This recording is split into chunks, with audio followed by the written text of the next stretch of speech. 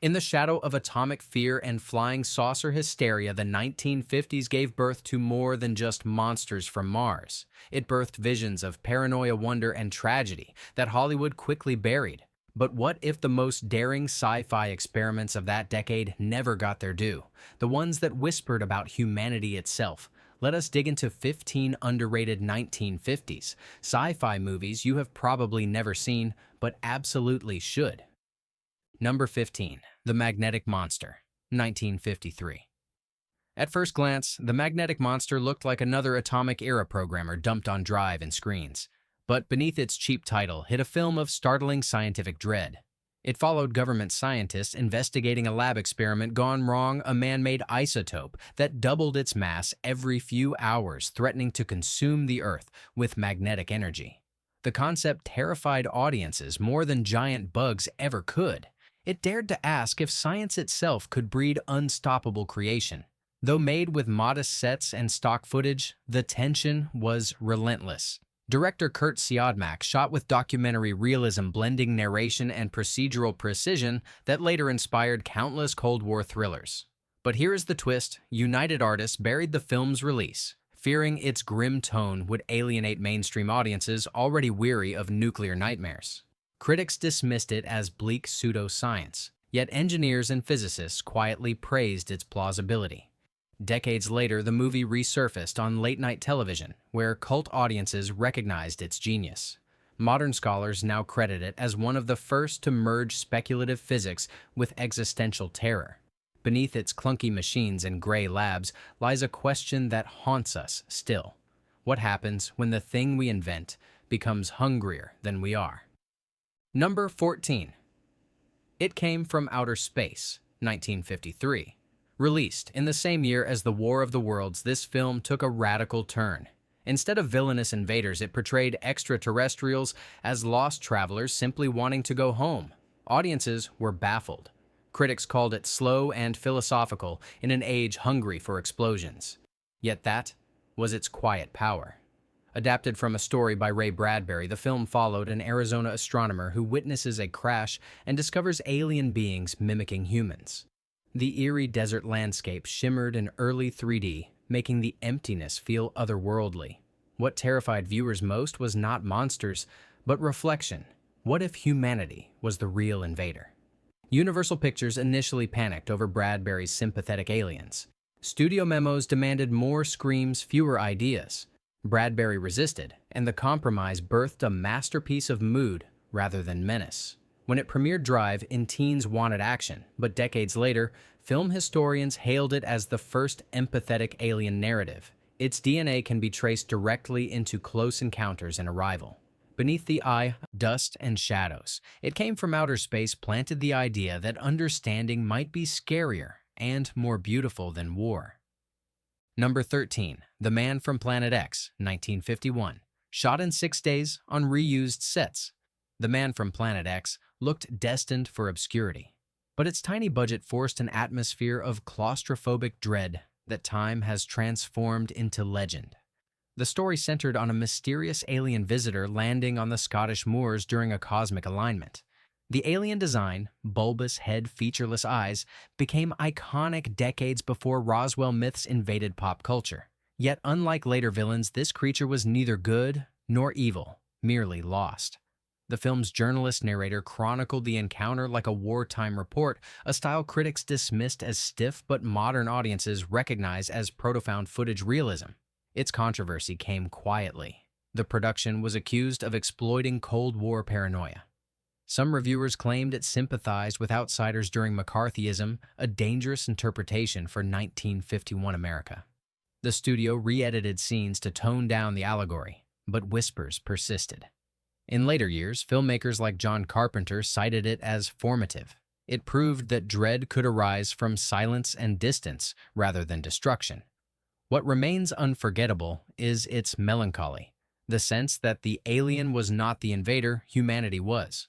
Lost for decades, then restored by archivists, it endures as a whisper from a more thoughtful cosmos. Number 12. The Quatermass Experiment, 1955. Before body horror had a name, there was the Quatermass Experiment, A British production that terrified censors on both sides of the Atlantic, it began with a simple premise: a rocket returns to Earth with only one of its three astronauts still alive. But the survivor is changing his body, dissolving into something alien and unrecognizable. Critics at the time called it grotesque, a violation of good taste. But audiences lined up outside cinemas whispering that it felt too real. The government feared its depiction of contamination might echo anxieties about post-war nuclear testing. Television ads were restricted, and in the United States, the title was shortened to The Creeping Unknown to tone down its scientific realism. Director Val Guest's use of newsreel techniques made it feel disturbingly authentic. The film marked the birth of Hammer Studios' horror identity blending science and the macabre. American distributors demanded edits, but even the cut versions rattled audiences. The BBC later banned the original script from being rebroadcast, claiming it induced panic. Its legacy is enormous. The film influenced Ridley Scott's Alien and David Cronenberg's early transformations. Yet for years, it remained a cult treasure, known only to midnight movie fans. Beneath its low budget lurked a terrifying question that still echoes in the age of genetic engineering. What happens when human ambition collides with something too vast to control? Number 11. When Worlds Collide, 1951. When Worlds Collide was dismissed as pure spectacle, but behind its grand destruction lay philosophical despair. The film envisioned Earth's impending doom when a wandering planet hurtles toward collision. A select few build a rocket to escape, while the rest of humanity faces extinction. Paramount marketed it as disaster entertainment, yet its tone was haunting. Unlike most Cold War cinema that celebrated survival, this one showed salvation reserved for the elite. Churches condemned it as godless fatalism, while scientists quietly admired its realism. The mathematical calculations for orbital escape were strikingly accurate for the era. Behind the scenes, tension was high. George Pal, the producer, clashed with studio executives over its bleak ending. They wanted optimism, he wanted truth. Pal won. The rocket departs, leaving behind billions to perish, a chilling metaphor for the indifference of power. Critics in 1951 called it morbid, but decades later, it became a prophecy. It inspired later apocalyptic visions like Deep Impact and Don't Look Up. What remains haunting is its moral question: would we deserve a second Earth, or would we destroy it too? In that silence between planets, when worlds collide, still whispers that survival without humility is meaningless.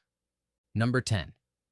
The Beast from 20,000 Fathoms, 1953. Long before Godzilla stomped Tokyo, this American creature feature gave birth to the atomic monster genre. The Beast from 20,000 Fathoms told the story of a prehistoric creature awakened by Arctic nuclear tests that rampages through New York. It was thrilling, terrifying, and tragically misunderstood. Ray Harryhausen's stop-motion effects brought the creature to life with uncanny grace. But what made the film unforgettable was not destruction, it was guilt. The scientists responsible for awakening the beast must face the horror of their creation, a metaphor for the bomb that few dared to speak aloud. The U.S. Army reportedly objected to the film's moral tone, believing it portrayed military testing as reckless. The studio softened some lines, but the message endured. Critics dismissed it as monster pulp, yet artists and thinkers saw more. Bradbury's short story. The foghorn inspired the film, and his emotional resonance bled through the carnage. The Beast from 20,000 Fathoms became a global phenomenon, but only decades later did historians recognize it as the cinematic birthplace of atomic guilt. Its roar echoed through Japan, inspiring Ishiro Honda's Godzilla a year later. Beneath the rubble, it left behind a reminder that mankind's monsters always begin with curiosity. Number 9. The Incredible Shrinking Man, 1957. Few science fiction films of the decade dared to explore existential horror like this one. The Incredible Shrinking Man begins as a strange accident. A man, exposed to mysterious radiation, starts to shrink slowly, helplessly, until his world becomes a deadly landscape. Audiences expected spectacle. Instead, they got philosophy. Director Jack Arnold transformed pulp into poetry. The hero battles spiders, household dangers, and finally the cosmos itself. As he continues to shrink beyond visibility, he realizes he will never stop, yet also never truly vanish. Censors worried its final speech bordered on blasphemy, suggesting a god within infinity. Religious groups protested while critics dismissed it as overly abstract. But those who stayed till the final monologue understood the miracle of it all, that even in insignificance there is meaning. Behind the scenes, star Grant Williams endured genuine terror, performing stunts with oversized props that endangered him daily. The film was shot in grueling conditions to create forced perspective illusions decades before computer effects existed. Though it earned modest profits, it later became a cult favorite among scientists, philosophers, and filmmakers alike. The Incredible Shrinking Man remains one of the boldest meditations on mortality ever hidden inside a monster movie shell, reminding us that our greatest enemy is not the atom, but the infinite unknown within ourselves. Number 8. X, The Unknown, 1956, made as a spiritual successor to the Quatermass. Experiment, this chilling British gem followed soldiers and scientists investigating a radioactive sludge rising from the Earth's crust. Critics called it grotesque, but audiences could not look away. Its monster had no face or form, only radiation itself creeping through cracks, absorbing everything it touched. The metaphor was unmistakable, the atomic age consuming its creators. British censors nearly banned it, calling it morally corrosive for portraying science as a destroyer of faith. The film's director, Joseph Losey, was replaced midway through production after accusations of communist sympathies during the McCarthy blacklist. The studio removed his name, erasing his contribution for decades. Yet his visual fingerprints remained stark close-ups, expressionist lighting, long before such styles defined horror classics. Audiences were horrified, but fascinated. Scientists wrote letters praising its realism while parents demanded it be pulled from theaters. The controversy only made it stronger. Its legacy survives quietly in the DNA of The Blob and The Mist. Beneath its gooey terror, Atix, The Unknown captured the fear that the Earth itself might one day reject humanity. A film about the unseeable turning against the careless, it remains one of the most haunting lost warnings of the Cold War era. Number 7. Destination Moon, 1950. Years before the space race began, Hollywood dared to imagine mankind's first lunar voyage. Destination Moon was dismissed as dull by thrill-seekers, but praised by scientists for its accuracy. It depicted 4 Americans privately funding a rocket launch to the moon, complete with technical challenges and moral debates. The film's realism was revolutionary. No aliens, no battles, just physics, engineering, and courage. The writers even consulted rocket expert Robert Heinlein, whose vision of space travel proved eerily prophetic. The government initially discouraged distribution, claiming it could reveal classified aerospace concepts. Behind the camera, George Pal fought to make science exciting rather than sensational. Studio executives doubted audiences would sit through engineering dialogue, but they were wrong. It became a modest hit and inspired real scientists who later joined NASA. Still, its lack of romance and spectacle relegated it to obscurity. Critics preferred fantasy to fact, but its legacy endures. It won an Academy Award for special effects and directly influenced the design of early American spacecraft. Today, Destination Moon feels like a time capsule of hope, a vision of exploration untouched by cynicism. It asked one daring question that still matters: what if science could lift humanity instead of haunting it? In that question lies the soul of the entire genre. Number 6. The Day the Earth Caught Fire, 1961. Technically spilling into the early 60s, this British masterpiece was conceived in the fevered nuclear panic of the late 50s. It imagined a world knocked off its axis by simultaneous atomic tests. The Earth begins drifting toward the sun, and society unravels under unbearable heat. The film's semi-documentary style felt too real. Newspapers warned that it would spark public panic. Governments reportedly pressured distributors to delay its release until after real nuclear testing concluded. The result was both censorship and legend. Shot in black and white tinted orange for the final scenes, it captured apocalypse through journalism rather than spectacle. Its protagonist, a weary reporter watching civilization evaporate, gave it haunting humanity. Critics initially dismissed it as political propaganda, but years later, it was hailed as one of the greatest eco-dystopias ever filmed. The behind-the-scenes production was fraught with budget cuts and censorship notes demanding a hopeful ending.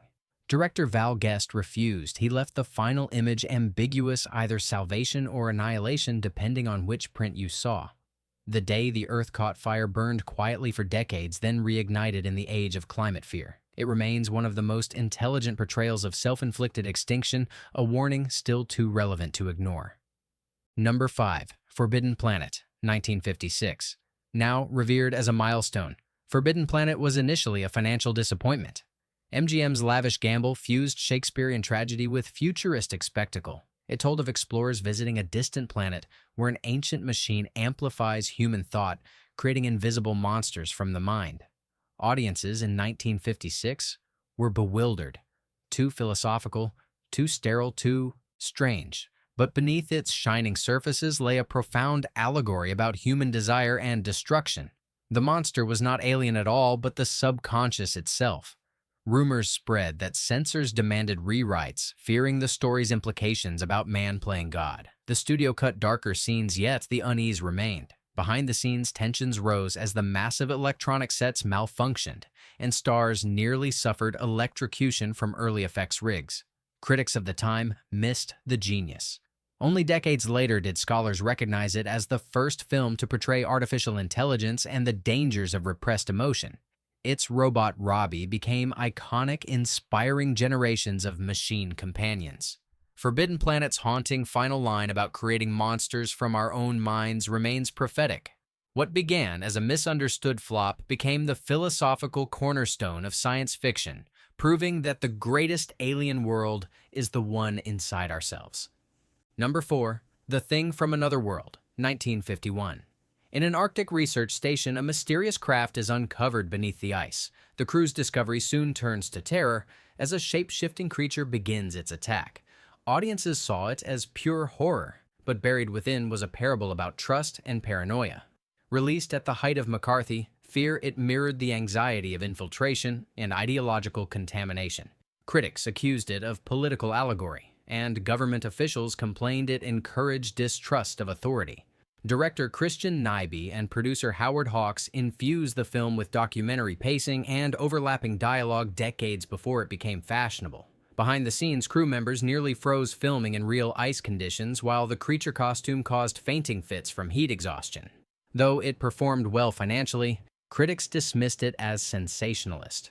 Yet later, filmmakers saw its brilliance. John Carpenter remade it in 1982, returning to its psychological roots. The original, however, remains hauntingly restrained, relying on tension rather than gore. For a generation haunted by invisible enemies, The Thing from Another World captured the dread of not knowing who to trust. It was not about the alien in the ice. It was about the fear that humanity had already thawed something monstrous within itself. Number 3. The Fly, 1958. Before its 1980s remake became legend, the original Fly stunned audiences with its blend of science and tragedy. A brilliant scientist invents teleportation, but an accident merges his atoms with a fly's. His slow metamorphosis is both horrifying and heartbreaking. The film was controversial from its first test screening. Viewers fainted, others laughed nervously at its bleak ending. Religious groups protested its suggestion that man could defy divine law through technology. Censors nearly banned it in Britain, labeling it morally obscene, though there was nothing graphic on screen. Behind-the-scenes actor David Hedison performed many of his own stunts under heavy prosthetics, enduring heat and claustrophobia. The final scenes were shot in near silence to enhance despair, and it worked. Audiences left theaters shaken not by gore, but by sorrow. Initially, critics sneered, calling it absurd pulp, but within a decade it became a touchstone of tragic science fiction, inspiring Cronenberg's later psychological masterpiece. The Fly endures not because of its monster, but because of its soul. Beneath the buzzing horror lies a lament for human curiosity unbound by caution. It reminds us that progress without empathy always ends in a whisper, "Help me." Number 2.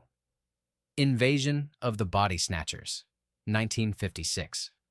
No film captured Cold War paranoia more perfectly. Set in a small California town, it begins with whispers, people not acting like themselves, replaced by emotionless doubles grown from alien pods. The film's low budget forced creativity, turning its quiet streets and simple homes into landscapes of terror. Some saw it as an allegory for communist infiltration, others as a warning against conformity itself. Both were right. Censors almost shut it down, claiming its message was unpatriotic. The studio demanded a happier ending, a frame narrative that suggested victory. Director Don Siegel reluctantly complied, but his original bleak cut survived in bootlegs and was later restored. Behind the scenes, the film's extras were instructed never to blink on camera, adding to the unease.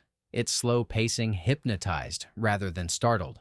Critics dismissed it at release, but by the 1970s, scholars hailed it as a masterpiece of existential horror. Its influence is immeasurable. Every film about loss of identity, from The Stepford Wives to The Matrix, owes it a debt.